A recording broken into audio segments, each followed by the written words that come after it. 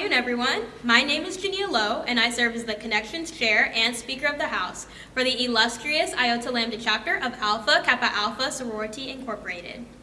The purpose of Alpha Kappa Alpha Sorority is to cultivate and encourage high scholastic and ethical standards, to promote unity and friendship among college women, to study and help alleviate problems concerning girls and women in order to improve their social stature, to maintain a progressive interest in college life, and to be of service to all mankind.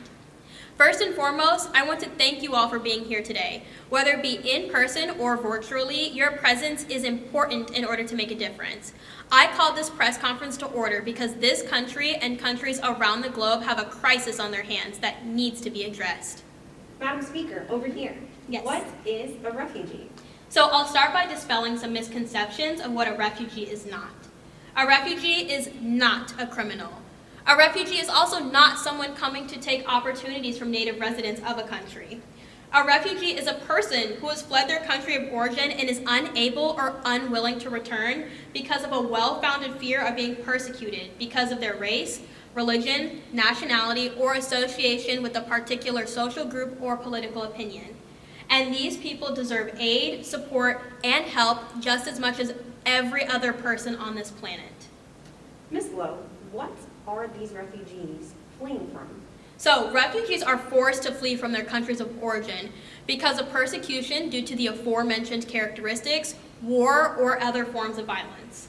What's the difference between a refugee and an asylum seeker, Jania? So, an asylum seeker is an individual who is seeking international protection.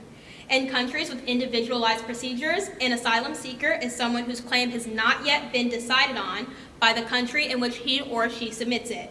Now, not every asylum seeker will be ultimately recognized as a refugee, but every refugee does start out as an asylum seeker. Ms. Lowe, what is life like for a refugee? So life for refugees varies by country and by state within a country.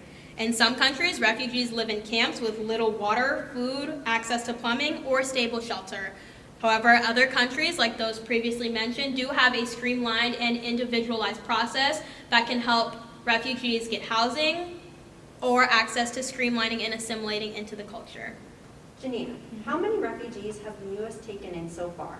So the U.S. admits refugees from over 60 countries around the globe, and the maximum number was 18,000 refugees in the 2020 fiscal year.